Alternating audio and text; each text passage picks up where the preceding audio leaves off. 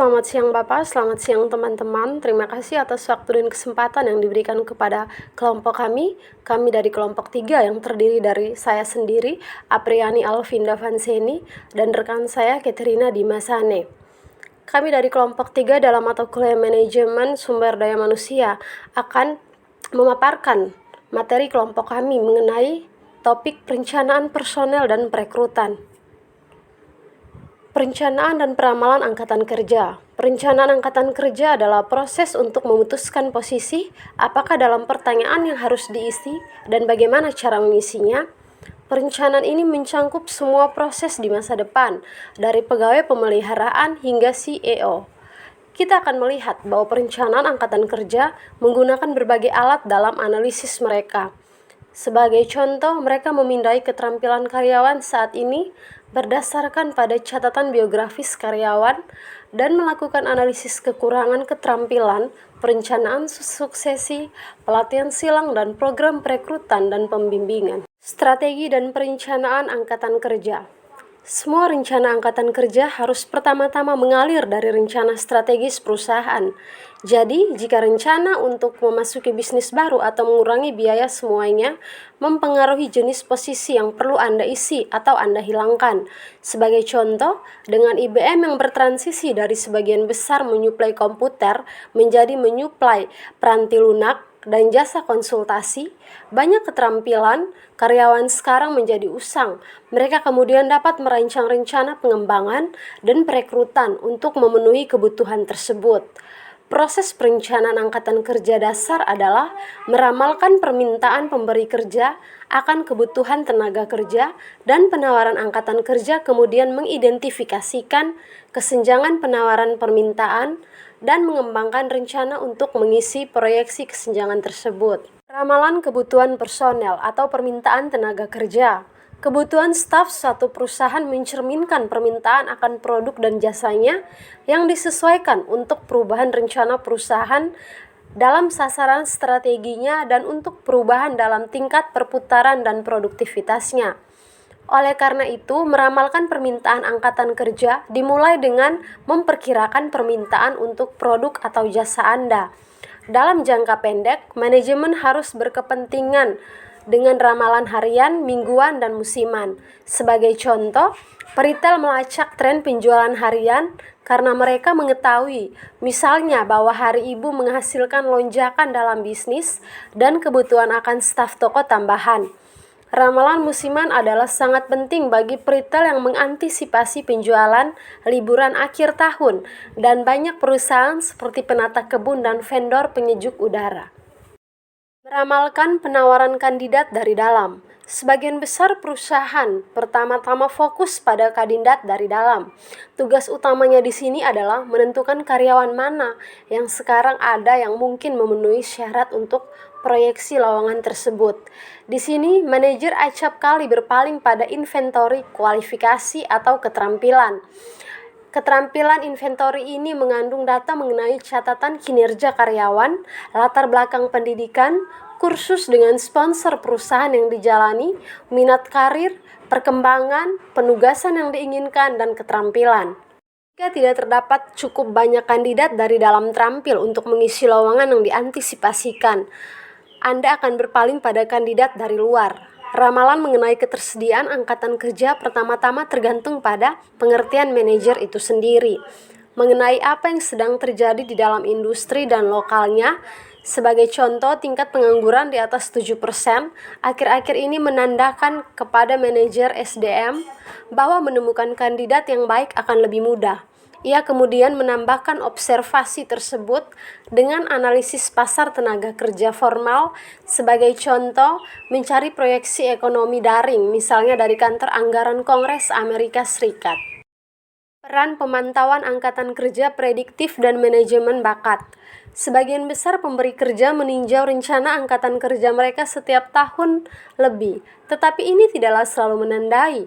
Misalnya, karena gagal untuk melakukan sebagian besar perencanaan angkatan kerja formal, Valero Energy hampir tidak memiliki waktu yang memadai untuk menerapkan rencana untuk menangani penggantian karyawan yang akan pensiun dalam waktu dekat. Dalam hal praktik manajemen bakat terbaik, perencanaan angkatan kerja, oleh karena itu membutuhkan perhatian secara berkelanjutan terhadap isu-isu perencanaan akuntansi manajer. Akuntansi manajer menyebutnya sebagai pemantauan angkatan kerja prediktif.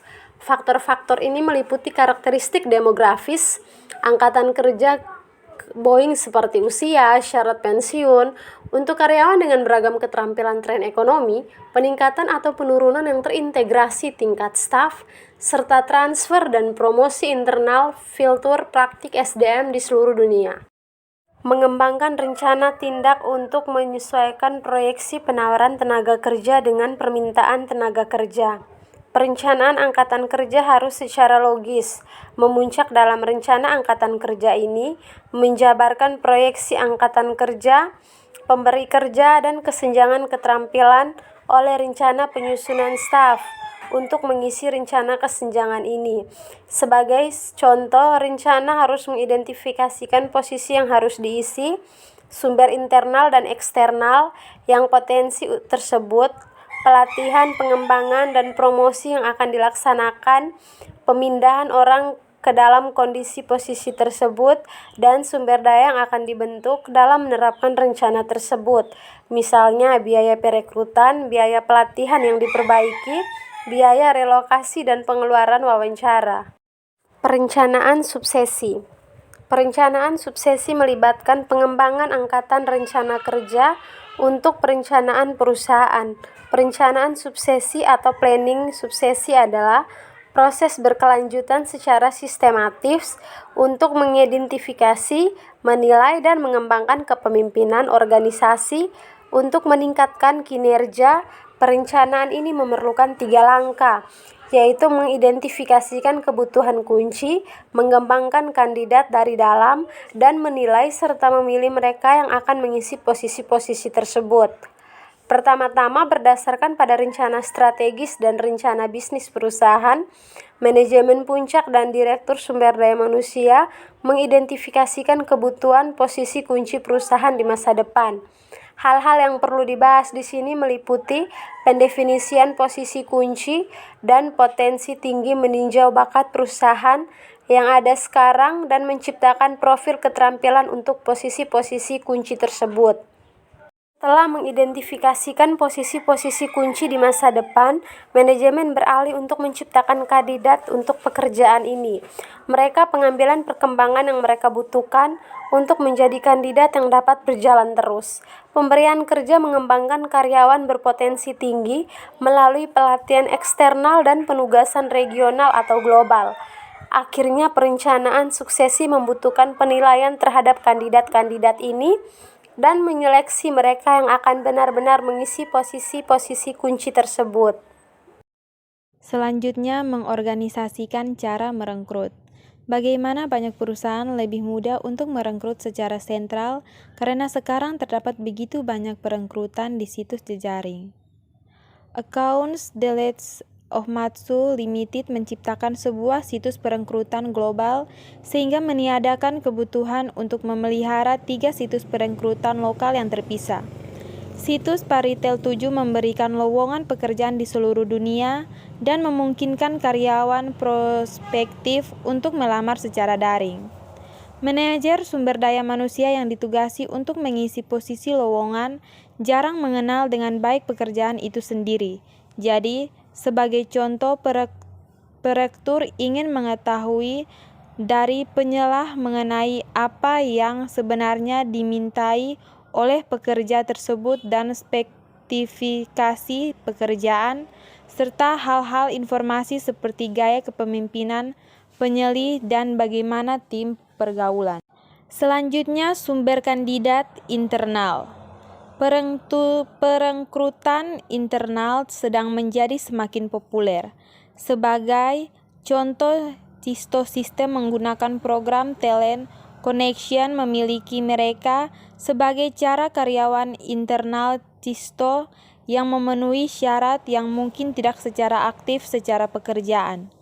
Mengisi posisi lowongan dengan kandidat dari dalam mempunyai beberapa keuntungan. Pertama, Tidak ada yang dapat menggantikan perkenalan kekuatan dan kelemahan seorang kandidat, seperti yang Anda miliki setelah bekerja bersama mereka untuk beberapa waktu. Karyawan yang ada mungkin juga lebih berkomitmen terhadap perusahaan-perusahaan. Selanjutnya, menemukan kandidat internal. Hal ini biasanya sangat mengandalkan pengumuman pekerjaan dan inventory keterampilan di perusahaan. Pengumuman pekerjaan berarti mempublikasikan pekerjaan lowongan kepada karyawan, biasanya dengan cara harafiah, menggunakannya di internet atau papan buletin perusahaan. Pengumuman ini menyebutkan atribut pekerjaan tersebut, seperti kualifikasi, penyelia jadwal kerja, dan tingkat bayaran. Inventory keterampilan juga memainkan peran penting. Sebagai contoh, inventory ini dapat mengungkapkan kepada perekrutan perusahaan mengenai karyawan yang mempunyai potensi untuk dilatih lebih jauh atau siapa yang memiliki latar belakang yang sesuai untuk lowongan tersebut idealnya. Sistem pemberian kerja kemudian mencocokkan kandidat dari dalam terkait pekerjaan tersebut. Media sosial dan sumber daya manusia. Perekrutan juga sedang beralih dari papan pekerjaan daring menuju situs jejaring sosial seperti Facebook. Perekrutan juga mencari kandidat pasif atau orang yang sedang tidak aktif mencapai pekerjaan.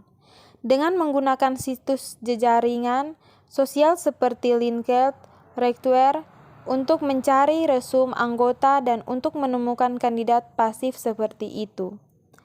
Sebuah perusahaan staf di Massachusetts menggunakan laman Facebook untuk mengumumkan lowongan. Perusahaan lainnya menggunakan Twitter untuk menemukan lowongan pekerjaan kepada pencari kerja yang mendaftarkan diri pada umpan Twitter mereka. Perekrutan daring menghasilkan lebih banyak respon secara sulit dan waktu yang lebih lama dengan biaya yang lebih kecil. Namun, metode ini mempunyai dua potensi permasalahan. Yang pertama, orang tua dan beberapa minoritas kurang berkemungkinan menggunakan internet. Jadi, pengumpulan lamaran daring dapat secara tidak sengaja menyingkirkan pelamar berusia tua secara tidak profesional. Untuk membuktikan bahwa mereka telah mematuhi hukum EEO, pemberi kerja harus melacak ras, jenis kelamin, dan kelompok etnis seperti pelamar. EEO mengatakan bahwa untuk menjadi pelamar memenuhi 3 syarat. Ia harus mengungkapkan minat dalam pekerja, pemberi kerja harus mengambil langkah-langkah untuk mengisi suatu pekerjaan tertentu, dan individu tersebut harus mengikuti prosedur aplikasi standar pemberi kerja. Permasalahan kedua adalah kemacetan internet. Pemberi kerja akhirnya memberi kebijakan resume. Penyaring oleh diri sendiri dapat membantu. Cheesecake Factory Alkimia, kebijakan daftar tugas pekerja secara terperinci sehingga mereka yang tidak tertarik tidak memberi kuesioner kepada penyaring pendek secara daring, kemudian menggunakan kuesioner untuk mendefinisikan mereka yang dapat melanjutkan ke proses perekrutan. Sebagai besar pemberian kerja menggunakan sistem pelacakan pelamar yang kita bahas sekarang. Selanjutnya, periklanan. Meskipun perekrutan berbasis situs sedang menggantikan iklan tradisional, dengan media sekilas pada hampir semua surat kabar atau majalah bisnis atau profesional akan memastikan bahwa iklan cetak masih populer untuk menggunakan iklan. Dibutuhkan bantuan serupa iklan berhasil, pemberi kerja harus menangani dua isi, media periklanan dan susunan iklan. Selanjutnya, agensi pekerjaan. Terdapat 3 jenis utama agensi pekerjaan. Yang pertama, agensi pemerintah yang dioperasikan oleh pemerintah federal, negara bagian, atau lokal. Yang kedua, agensi yang berhubungan dengan organisasi, nirlaba, dan yang ketiga, agensi milik swasta. Agensi pemerintah dan nirlaba setiap negara bagian mempunyai sebuah agensi pelayanan pekerjaan pemerintah yang dijalankan oleh negara bagian. Departemen Tenaga Kerja Amerika Serikat mendukung agensi-agensi ini melalui sogokan dan melalui bantuan lain seperti bank pekerjaan, terkomputerisasi seluruh negeri. Bank Pekerjaan Nasional memungkinkan penasihat agensi untuk memberitahu pelamar mengenai pekerjaan-pekerjaan yang terdapat di negara bagian lainnya juga. Yang selanjutnya, perekrutan eksekutif. Perekrutan eksekutif merupakan agensi pekerjaan khusus yang digunakan pemberi kerja untuk mencari bakat manajemen puncak untuk klien mereka. Presentasi posisi perusahaan Anda yang diisi oleh layanan ini mungkin kecil, namun pekerjaan ini meliputi eksekutif kunci dan posisi teknik. Untuk posisi eksekutif, mungkin menjadi salah satu-satunya sumber kandidat Anda. Pemberi kerja selalu bersedia membayar biayanya. Yang berikutnya, perekrutan wanita.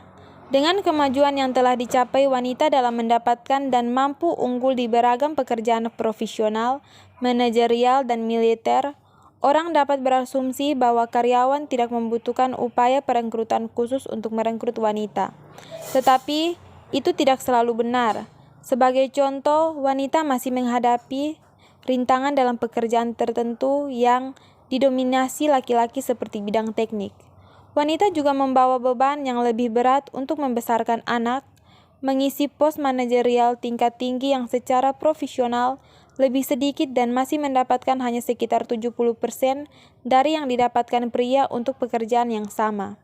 Oleh karena itu, banyak pemberi kerja yang memfokuskan usaha-usaha khusus untuk merekrut wanita yang memenuhi syarat. Berikutnya, pentingnya keragaman. Merekrut minoritas. Resep serupa berlaku untuk merekrut minoritas. Pertama-tama, pahami rintangan yang menengah minoritas untuk melamar sebagai contoh. Beberapa pelamar minoritas tidak akan memenuhi standar pendidikan atau pengalaman untuk pekerjaan tersebut. Banyak pemberi pekerja karena menawarkan pelatih untuk memperbaiki hal tersebut. Dalam sebuah rantai retail kurangnya, panutan menghentikan wanita untuk melamar. Terkadang seperti yang kita lihat itu dikarenakan kurangnya fleksibilitas jadwal. Berikutnya, pekerjaan dengan disabilitas.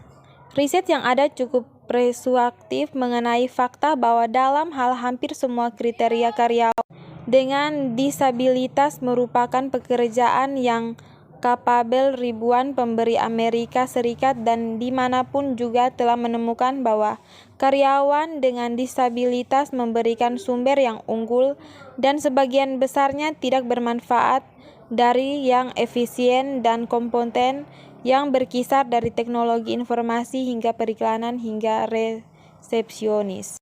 Yang selanjutnya, pedoman aplikasi. Penggunaan yang tidak efektif atas aplikasi dapat sangat merugikan pemberi kerja. Harus selalu mengingatkan beberapa pedoman praktis ini dalam bagian sejarah presiden. Mintalah informasi terperinci pada setiap pemberi karena sebelumnya termaksud nama penulis serta alamat surer dan nomor teleponnya. Ini adalah esensial untuk mengecekkan referensi, mendatangani aplikasi tersebut. Pelamar harus menyatakan pernyataan menyebab kemacetan bahwa investigasi kredit dan pekerjaan dan catatan mengonsumsi diotorisasi, bahwa pemeriksaan medis dan tes pemeriksaan obat-obatan mungkin diprediksi, bahwa pekerjaan untuk periode waktu yang tidak terbatas. Demikian presentasi dari kelompok kami ucapkan terima kasih. They told me everybody